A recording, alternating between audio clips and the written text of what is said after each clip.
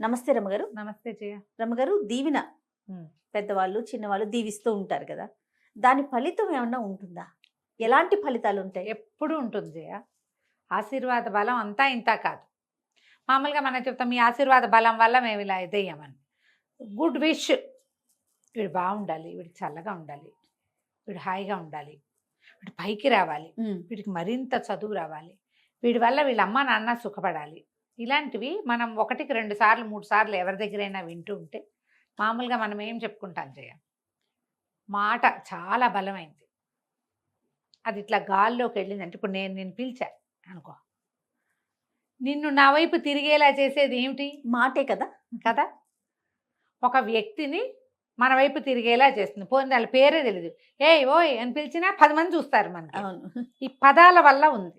అంటే ఒక ఎనర్జీ ఉంది కదా. మామూలు పిలుపుకే ఎనర్జీ ఉండి అవతల వ్యక్తి మన వైపు ఏమిటండి అనేలాగా చేస్తే, ఒక పాజిటివ్ వైబ్రేషన్స్ ఉన్న వాక్యాలకి బలం ఉండదు మరి ఉంటుంది.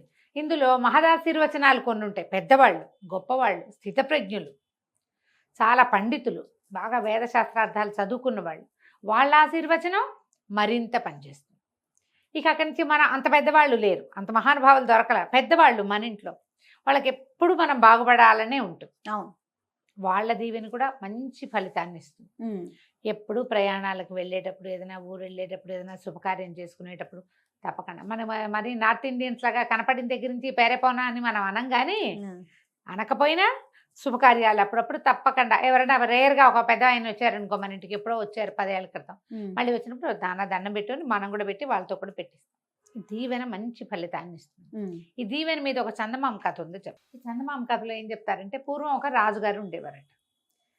మామూలుగా జనరల్ రాజులు అనగానే వీళ్ళకు కొన్ని పద్ధతులు, కొన్ని నమ్మకాలు, కొంత దైవభక్తి ఇలాంటివి ఉంటాయని భావిస్తాం. అవును. వాళ్ళకి లేకపోయినా చుట్టుపక్కల వాళ్ళ వల్ల వాళ్ళకి వచ్చేస్తూ ఉంటాయి. ఈ మన రాజుగారికి అటువంటివి ఏం లేవు. పెద్దగా నచ్చేది కాదు ఆయనకి. పైగా ముహూర్తాలు, మంచి రోజులు అవి చూడడము అవి పెద్ద నచ్చేది కదా. ఆయనకి ఎప్పుడు తోస్తే అప్పుడు లేచిందే పరుగులాగా పోతూ ఉండేవాడు. కానీ ఆస్థానంలో అంతకుముందు వాళ్ళ నాన్నగారు ఉండగా ఆస్థాన జ్యోతిష్కుడు ఒక ఆయన, ఆస్థాన పండితుడు ఒక ఆయన, ఆస్థాన పురోహితుడు ఒక ఆయన, ఉద్యోగాలు ఉన్నాయి, వాళ్ళు ఉంటూ ఉండేవాళ్ళు. ఈ ఆస్థాన పురోహితుడు ఈయనకి చిన్నప్పటి నుంచి ఫ్రెండ్షిప్ ఉంది. ఆయన ఎక్కడికైనా వెళ్ళేటప్పుడు తీసుకెళ్లే గుంపులో పురోహితుడిని కూడా తీసుకుపోయేవాడు. అదే జ్యోతిష్యుడిని కూడా తీసుకుపోయేవాడు. కానీ అతని మాట ఏది వినేవాడు కాదు. శకునం బాగులేదు వద్దంటే, నువ్వు అట్లా అన్నా కాబట్టి నేను ఇప్పుడే వెళ్తా, అట్లా మొండికెత్తేవాడు. నమ్మకాలు లేవు. అయితే ఒకసారి శాస్త్రి, ఆ జ్యోతిష్యుడి పేరు, ఆ శాస్త్రుల గారిని కూడా వేసుకుని వీళ్ళు ఒక చోటకి పోయారు. ఒక అడవిలోకి వెళ్ళారు. ఒక వేట లాంటిది. బోళ్ళంతమంది దండనాయకులు వాళ్ళు ఉన్నారు. ప్రతివాడునే మనకి నమ్మకం ఉన్నా కూడా రాజుగారు మన పెద్ద అధికారి అవన్నీ వేస్ట్ అంటే అవునండి అంటారు, తానా తందానా అంటారు. ఇంకా ఆయన్ని సంతోష పెట్టడానికి ఈ తందానానికి మ్యూజిక్ కూడా కొంచెం యాడ్ చేస్తూ ఉంటారు. వాళ్ళని ఇప్పటికీ చూస్తూనే ఉంటాం రమ్మగారు. ఒకవేళ మన పైన ఉన్న వాళ్ళు ఏదైనా తప్పు చెప్పినా కాదు అని చెప్పారు రమ్మగారు. దానివల్ల నష్టం మనకే నష్టం, ఉన్న వాళ్ళకి నష్టం అని ఆలోచించరు. ఆయన తానాగా తందన మ్యూజిక్ కూడా యాడ్ చేస్తారు. అయితే దండనాయకుడు, సైన్యాధిపతి, ఇంకా ఎవరో కొంతమంది అంగరక్షకులు గుంపంతా పోయారు. ఈ శాస్త్రి గారు కూడా వాళ్ళతో పాటు ఉన్నాడు. అంటే ఏదో ఆ మాట ఈ మాట మాట్లాడుతుంటే శాస్త్రాలు వాటి గురించి వచ్చి ప్రతి దానికి, ప్రతి విషయానికి ఒక ఖచ్చితమైన వివరణ ఉంది శాస్త్రంలో.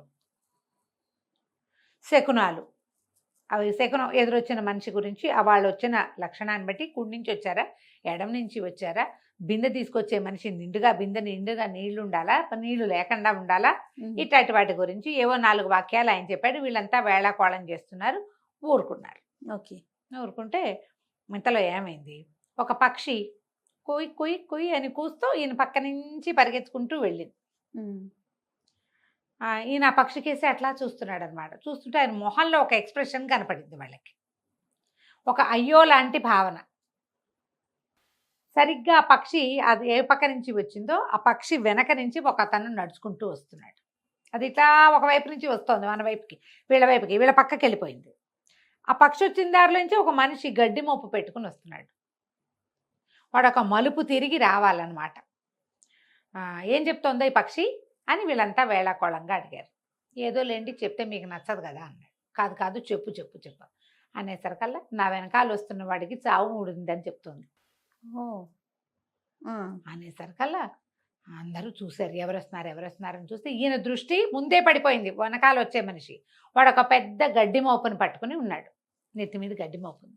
వాడు ఆ మలుపు అంతా తిరిగి ఇటు వచ్చేసి వస్తున్నాడు, ఇంకా దూరంలోనే ఉన్నాడు. ఆశ్చర్యపోయారు, ఏమిటి వీడు చచ్చిపోతాడా, బాగానే ఉన్నాడే హట్టాకట్టాగా, గడ్డి మోపు బాగానే మోసుకుంటున్నాడు, చూద్దాం అనుకున్నాడు. పక్కపక్క నవ్వారు కొంతమంది. ఎట్టపోతాడు ఇట్లాంటి వాడు? ఆ రోజుల్లో మనలాగా హార్ట్ అటాక్లు వచ్చే రోజులు కావు. అదేలేండి. ఒకటి ప్రమాదం జరగాలి, లేదా మీద పడాలి, లేదా ఆరోగ్య సమస్య రావాలి. వీడికి ఆరోగ్యము లేదు, ఆరోగ్య సమస్య వచ్చే అవకాశం లేదు. మనిషి చూస్తే దృఢంగా ఉన్నాడు, కొంచెం నడి వయసు వాడు, 50 ఏళ్ళు కూడా లేవు వాడికి. బాగా నవ్వుకున్నారు, బాగానే నడిచొస్తున్నాడని. అక్కడి నుంచి గుర్రాలు వేసుకుని ముందుకు నడిచారు. నడిచి బాగా కిందకి వెళ్ళారు వీళ్ళు. వాళ్ళ వెనకాల నుంచి ఆ మనిషి కూడా నడుచుకుంటూ వచ్చాడు. ఆడు ఎప్పటికి వచ్చాడో, చచ్చాడో బతికాడో వాడు, మన శాస్త్రి గారి జ్యోతిష్యం ప్రకారం అని మళ్ళీ మళ్ళీ మళ్ళీ మళ్ళీ గుర్తు చేసుకుని నవ్వుకున్నారు. నవ్వుకునేసరికల్లా సరే బాగా కిందకి వెళ్ళిపోయారు. ఆ కొండ మీద కొండ ఎక్కారు, కొండ మించి కిందకి వెళ్ళారు. ఏదో కనుమల్లో చిన్న పొన్న వేటాడారు. ఆ కనుమలకి దగ్గరలో ఒక చిన్న పల్లి ఉంది. ఈ పైకి వెళ్ళి గడ్డి కోసుకొస్తున్న వాడు సాయంకాలానికి, అంటే దాదాపుగా వీళ్ళు వాడిని చూసిన 2-3 గంటలకి వీళ్ళున్న ప్రాంతానికి వచ్చాడు. వాడి వెనకాల ఏవో 4 మేకలు అవి ఉన్నాయి. ఎదురొచ్చాడు. వచ్చేసరికల్లా వీళ్ళకి దండనాయకుల్లో ఒకడు గుర్తుపెట్టాడు. ప్రభు, మనం పొద్దున్న చూసిన వాడేనండి, శాస్త్రి గారు చచ్చిపోతాడని జ్యోతిష్యం చెప్పాడు కదా, వాడు వీడేనండి అన్నాడు. అనగానే రాజు అన్నాడు, ఏమిటో శాస్త్రి, నేను ఎప్పుడు నిన్ను డైరెక్ట్గా ఇలా అటాక్ చేయలేదు, కానీ ఇప్పుడు చూడు, నువ్వు పొద్దున్న చెప్పావు, ఆ పక్షి చెప్పింది అన్నావు, వీడు చచ్చిపోతాడన్నావు, అది నిజం అన్నావు. ఇప్పుడు మనం ఒక మాట చెప్పాము, దాన్ని బలపరచుకోవడానికి 4 వాక్యాలు ఎప్పుడూ మాట్లాడతాం మనం. అవును. ఆయన పక్షి కూతలు అబద్ధం అవ్వవు, అది చావును చూసొచ్చింది, అందుకే చెప్పింది అన్నాడు. అన్ని చెప్పావు, ఏది చూడు వీడు బతికే ఉన్నాడు అనేసరికల్లా ఈయన అన్నాడు, నా లెక్క ఎప్పుడూ తప్పదు, మీరు వినకపోయినా సరే నా లెక్క తప్పల ఏనాడు. మీరు రకరకాల ఇబ్బందులు పడతారని నేను చెప్పినప్పుడు మీరు వినకుండా వెళ్ళారు, కానీ మీరు క్షేమంగా తిరిగి వచ్చారు. ఇబ్బందులు పడ్డ మాట మాత్రం నిజం. రాజుగారు కామ్గా ఉన్నారు, మాట్లాడలా. అయితే ఈయన ఏమన్నాడు, సరే చూద్దామని, ఏరా అబ్బి నేను ఎత్తి మీద గడ్డి మూటను కిందకి దింపన్నాడు. గడ్డి కిందకి దింపారు. ఆ గడ్డిలో ఇట్లా ఒక కొడవలి ఉంటుంది కదా, అది ఇట్లా గుచ్చి ఉంది. కొడవలి ఇప్పుడు వంకి కత్తి ఉంటుంది కదా, దాన్ని ఏం చేస్తారు, చేత్తో పుచ్చుకురాకుండా ఈ గడ్డి మేట్లలోకి దాన్ని బిడి దగ్గర పట్టుకుని ఇట్లా కొట్టామనుకో, అది టక్కిన లోపల పట్టుకుని ఉంటుంది. సరే ఆ కత్తిని తీశారు, కత్తిని తీసి గడ్డి ఊడదీసేసరికల్లా ఈ కత్తి వేటుకి 2గా తెగిపడిన పాము ఉంది అందులో, ఆ కట్టలో. నిర్ఘాంతపోయారు. పాము ఎక్కింది, వీడు గడ్డి మేటు పైకి నెత్తి మీద ఎత్తుకుని చేతిలో ఉన్న కత్తిని ఏం చేశాడు, ఇట్లా అన్నాడు. అనగానే అవి పైకెక్కిన పాము 2 ముక్కలుగా అందులో ఇరుక్కోబోయి ఉంది. బా, ఆశ్చర్యపోయాడు. పాము అయితే ఉంది అంటే వీడికి మరణం ఉంది, తెగిపోయింది. అప్పుడు రాజుగారు, మరి దీనికి ఏం సమాధానం చెప్తావు, నువ్వు చెప్పిన మరణం అయితే కనపడుతోంది, తప్పుకున్నాడు కదా, పక్షి చెప్పింది ఏంటి, వీడికి చావు మూడిందని చెప్పింది. చావు అయితే వచ్చింది దగ్గరికి, కానీ మూడల ఎట్లా పోయింది, ఇది పోయింది అనేసరికి ఇది అన్నాడు. బాగా ఆలోచించి, ఒరే అబ్బాయి, ఏదైనా అద్భుతమైన పని చేసేవా నువ్వు ఇవాళ, వీడు ఏదైనా ఒక వరం పొంది ఉండాలి, ఏదైనా అద్భుతమైన పని చేసి ఉండాలి, ఏం చేసావు అన్నాడు. ఏముందండి, పొద్దునే సద్దనం తిన్నాను, మేకలు తోలుకున్నాను, నేను యువతల నుంచున్నా, నా మేకలు కొండెక్కిపోయినాయి, వాటి వెనకాల పడి నేను కూడా వెళ్ళాను, పైకి ఎక్కాను, గడ్డి కోసుకున్నాను, దిగాను అన్నాడు. కాదు ఇంకేమైనా చేసావా జ్ఞాపకం చేసుకుంటే, అయ్యయ్యో గుర్తొచ్చిందండి, కొండమలుపు మీద ఒక ఋషీశ్వరుడు ఒక ఆయన కూర్చుని ఉన్నాడండి, ఆయన మూలకి కూర్చున్నాడు. నేను ఒక మేకపిల్ల అటు పోయిందని దాన్ని కేకేయటానికి దగ్గరికి వెళ్ళేసరికల్లా ఇంత జపం చేసుకుంటున్నాడు. నేను దండాలు బాబు అని దండం పెట్టాను. ఆయన పచ్చగా 10 కాలాల పాటు బతకరా అన్నాడండి. దీవెన ఫలించింది. వాడు ఆయనకి దండం పెట్టి, ఆయన ఋషీశ్వరుడు, కళ్ళు మూసుకొని తపస్సు చేసుకునే ఆయన. ఇప్పుడు నువ్వు నాకు ఒకటి ఇచ్చి నేను నీకు ఒకటి ఇస్తే బార్టర్ సిస్టమ్, నువ్వేమీ ఇవ్వకుండానే నేను నీకు ఇచ్చింది వరం కాదు, 100% కదా. ఇప్పుడు అది ఎక్కడైనా లభిస్తుందా, మనకి తక్కువ లభిస్తుంది. అవునండి. ఏది ఆశించకుండా ఇచ్చే దీవెన అద్భుతమైన ఫలితాన్ని ఇస్తుంది. పచ్చగా 10 కాలాల పాటు బతకరా అన్నాడు ఆయన. అందుకని ఆ ఎక్కిన పావుని ఇతని కత్తే తెగొట్టేసి, దీవెనకి ఇలాంటి ఫలితం ఉంటుంది. వాడికి మృత్యు ఉంది, పొద్దున వాడు చేసిన ఒక్క నమస్కారం దండాలు బాబు అన్న మాట వాడిని ఇక్కడ కాపాడింది. బా ఆయన ఎవడో కూర్చున్నాడు, నాకెందుకని వీడు వచ్చేస్తే వాడికి దీవెన లభించేది కాదు, మూడిన చావు వాడి నెత్తి మీద ఎక్కింది.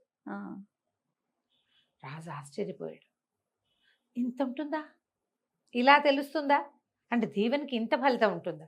ఎప్పుడైనా ఈయన ఎక్కడికైనా బయలుదేరేటప్పుడు పెద్దవాళ్ళ దీవెన తీసుకోండి అంటే, ఎందుకు దీవెన లేకపోతే మన పని అవదా అనిపించేది ఆయనకి. అన్నిటికీ అపనమ్మకమే. ఆ తర్వాత నుంచి రాజుగారిలో చాలా మార్పు వచ్చింది. ఎక్కువ మూఢనమ్మకాలకి పోకపోయినా కూడా శాస్త్రాన్ని నమ్మటం మొదలుపెట్టాడు. ఈ శాస్త్రి గారిని ప్రధాన సలహాదారుగా కూడా ఉంచుకున్నాడు. ఆస్థాన జ్యోతిష్కుడు అనే పేరే కాకుండా మంచి చెడు సలహా ఏం చెయ్యాలి అనేది చెప్పడానికి ఆయన నియమించుకున్నాడు. కథ కంచికి మనం ఇంటికి. సూపర్ స్టోరీ రమ్మగారు. నమస్తే. నమస్తే. సుమన్ టీవీలో మీ పర్సనల్ అండ్ బిజినెస్ ప్రమోషన్స్ కోసం కింది నెంబర్కి కాంటాక్ట్ చేయండి.